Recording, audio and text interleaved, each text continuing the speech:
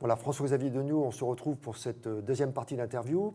On va s'attacher maintenant à regarder le monde d'un peu plus haut, d'une vue un peu plus large. Mais j'aimerais auparavant que vous nous disiez où vous avez vécu dans le monde, quel était votre parcours, comment en tant que diplomate vous avez tourné, étudié, regardé ce monde qui vous permet d'avoir ce point de vue sur ces questions extrêmement importantes pour nous. J'ai eu un parcours assez classique. J'ai commencé au ministère à Paris, puis j'ai été en poste à Rome. Ensuite, à notre représentation permanente auprès des communautés européennes, parce qu'à l'époque, il n'y avait pas encore l'Union, à Bruxelles. Ensuite, j'ai travaillé à notre ambassade à Tunis. Puis, je suis devenu conseiller diplomatique du ministre des Transports. Et après cela, j'ai été nommé ambassadeur en République dominicaine. À l'issue de la République dominicaine, juste après les attentats du 11 septembre 2001, j'ai rejoint notre service de renseignement extérieur, dont j'étais l'un des directeurs. Puis j'étais ambassadeur auprès des Nations Unies à Vienne, c'est-à-dire essentiellement auprès de l'Agence de l'énergie atomique. Ensuite de quoi, j'ai été ambassadeur en Serbie, d'où je suis rentré récemment. Très bien. Alors, on dit souvent que le monde actuel connaît une phase de rupture. D'autres disent non, ce sont des évolutions, certes plus rapides que précédemment, mais il y a une relative logique et une relative prédictibilité. De quel côté pensez-vous? Dites-vous le monde d'aujourd'hui est vraiment dans une phase de rupture, de grande incertitude, ou avez-vous un point de vue plus mesuré, plus pondéré? Je pense que le monde est assez peu prévisible en ce moment. Ça, c'est certain. Il connaît, sinon une rupture, du moins une évolution extrêmement rapide, qui tient notamment à la multiplication des acteurs, mais aussi à la multiplication des moyens d'action de ces acteurs. Les grandes entreprises sont devenues un acteur majeur. De nombreux États sont devenus des acteurs majeurs, notamment ceux qu'on appelle les grands émergents. Des organisations internationales qui peuvent peser sur les évolutions politiques et diplomatiques. Je pense par exemple à la création de la Cour pénale internationale qui a été largement créée sous la pression d'un certain nombre d'organisations non gouvernementales. Et puis il y a aussi le pouvoir des faibles, qui est d'abord le pouvoir de nuisance des États faillis. Oui. Il y a beaucoup d'États faillis ou quasi faillis, partiellement faillis sur la planète, de plus en plus. Et outre la tragédie que ça peut représenter pour leur propre population, ça génère des maux qui peuvent affecter nos propres territoires. Et puis, il y a l'extraordinaire capacité de nuisance qui peut être donnée maintenant à des individus ou à des petits groupes grâce au système de communication moderne qui fait circuler l'information, qui permet de se procurer un certain nombre de choses qui autrefois n'étaient pas sur le marché. Et cela est un autre élément qu'on ne peut pas ne pas prendre en compte. Donc effectivement, le monde est devenu assez imprévisible. Alors, en vous écoutant, je me disais, donc vous décrivez un monde imprévisible, beaucoup d'incertitudes, dangereux par certains côtés. Or, on a l'impression que, du moins dans nos sociétés à nous, et tant mieux, la valeur de recherche de la paix est extrêmement importante et qu'on vit dans un monde européen pacifié. Est-ce que vous pensez qu'il y a une espèce de difficulté pour nous à ne pas voir les choses en face et à regarder le monde de manière un peu édulcorée? Ou est-ce que nous, Européens, nous avons conscience que nous vivons dans un monde dangereux? Quand je dis nous, Européens, c'est les populations européennes, plus que peut-être les dirigeants. Écoutez, je crois qu'on vit en tout cas dans un monde qui reste remarquablement préservé. C'est une des choses qu'on peut apprendre quand on vit à l'étranger. Ce que nous avons en Europe, je le disais, est extraordinaire par rapport à beaucoup de parties du monde. Et puis nous avons, depuis 1945, la paix en Europe de l'Ouest. Il y a eu encore des soubresauts dans les Balkans depuis lors, mais le projet européen a très bien marché pour ça. Il a tellement bien marché d'ailleurs que pour les jeunes générations, ils ne comprennent pas très bien pourquoi c'est tellement important d'avoir la paix. Ça leur paraît tellement inconcevable qu'il y ait la guerre en Europe de l'Ouest. Ils ne voient pas tellement la nécessité. Mais je pense que pour la génération de nos parents, ça c'est vraiment un acquis formidable.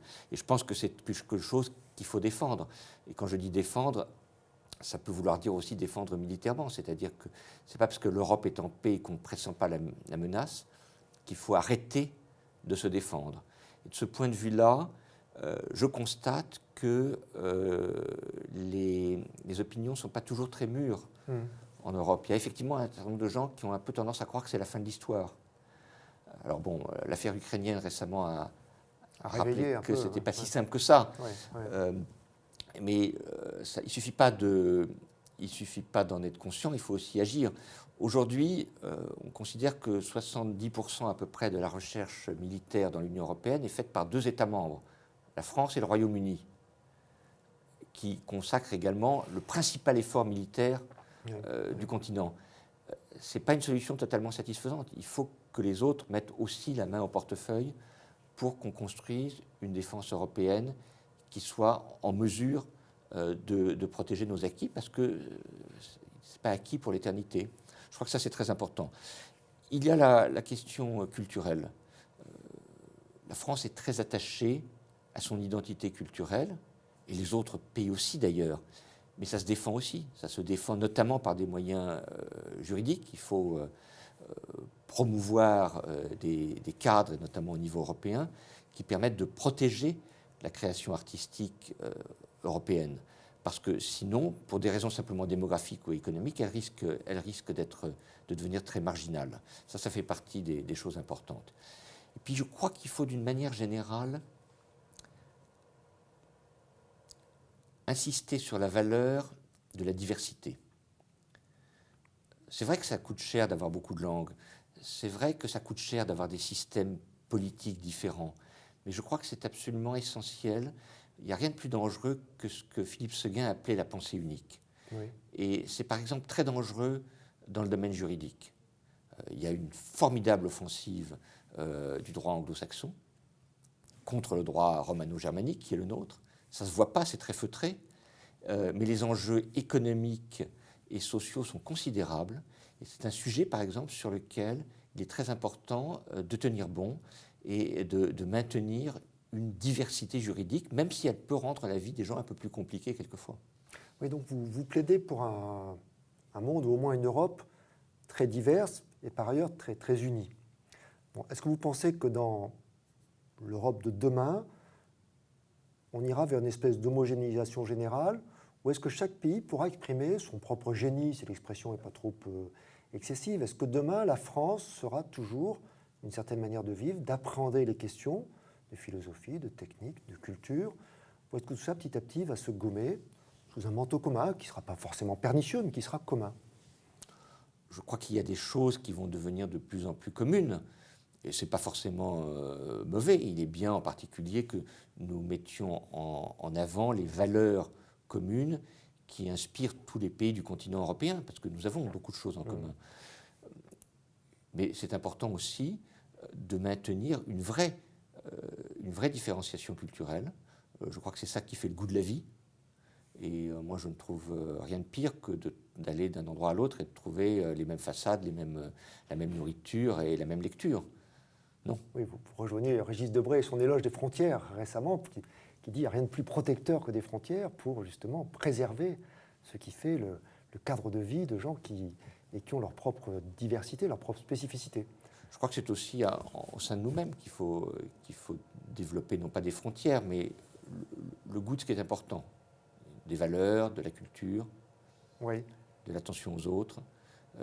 Tout ça, ça ne sera pas imposé par des lois et règlements ou par des frontières, ça peut aider, mais c'est d'abord une question de formation et de culture personnelle. Donc de formation, on peut peut-être employer même le mot de transmission. J'aimerais vous poser en dernière question, François-Xavier Degnaud, si vous aviez à vous adresser aujourd'hui à des étudiants de l'université, quel message leur passeriez-vous, vous qui avez parcouru le monde, qu'est-ce que vous diriez à des jeunes étudiants d'aujourd'hui qui vont être demain, tout de suite, dans une vie professionnelle, certains en France, certains à l'étranger? Qu'est-ce que vous souhaiteriez transmettre ou demander? Alors, d'abord, je voudrais dire que j'ai eu l'occasion de voir beaucoup d'étudiants comme stagiaires dans les ambassades où j'ai servi. Oui. Et je suis très impressionné, un petit peu envieux, par l'extraordinaire palette de possibilités qui leur est offerte aujourd'hui. Oui. Et j'ai vu énormément de jeunes gens et de jeunes filles qui parlaient plusieurs langues, qui avaient un parcours très diversifié, qui avaient travaillé à l'étranger, et qui avait donc une connaissance du monde que personne dans ma génération n'avait eue. Et ça, je pense que c'est un atout formidable qu'il faut absolument le valoriser. Ouais. Maintenant, qu'est-ce que je peux leur souhaiter? D'abord, je dirais avant tout d'avoir un sens à leur vie. Ça, c'est absolument fondamental.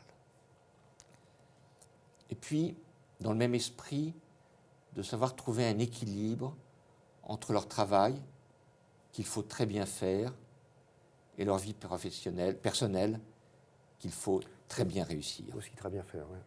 Ça, je crois que c'est essentiel. Et peut-être leur dire que, c'est mon expérience en tout cas, le plus dur dans la vie professionnelle, c'est probablement les relations avec les autres. Tout ce qui est juridique, tout ce qui est technique, tout ce qui est économique, on arrive à le maîtriser plus ou moins, c'est une question de travail, c'est une question de temps. Les relations humaines, c'est le plus délicat, c'est le plus sensible, c'est probablement ce qui demande le plus d'efforts sur soi-même dans certains cas, mais c'est extraordinairement important, non seulement pour être efficace, mais également pour que la vie collective soit une vie heureuse, pour que chacun puisse s'épanouir, pour que chacun éprouve de la considération pour les autres. Et ça, c'est quelque chose qu'on n'apprend pas en tant que tel dans les écoles. Bon, c'est la vie qui nous l'apprend, mais c'est fondamental. Oui, c'est la vie qui nous l'apprend, mais c'est sans doute aux écoles d'alerter le regard des étudiants sur ces questions. Vous nous disiez tout à l'heure, vous citiez le fameux adage, il n'y a de valeur que d'homme. Je crois que vous l'avez bien illustré avec ces derniers propos. Vous avez eu un métier qui vous a permis d'être confronté à des réalités dures parfois. Vous disiez hors micro des conditions soit politiques, soit de drames nationaux liés à des catastrophes naturelles, etc. Derrière tout ça, toujours cette présence de l'homme, et quelle que soit sa fonction, regardez ceux avec qui on travaille avec beaucoup de considération et d'amitié. Merci François-Xavier Denot de ce témoignage très précieux pour l'Institut. Merci.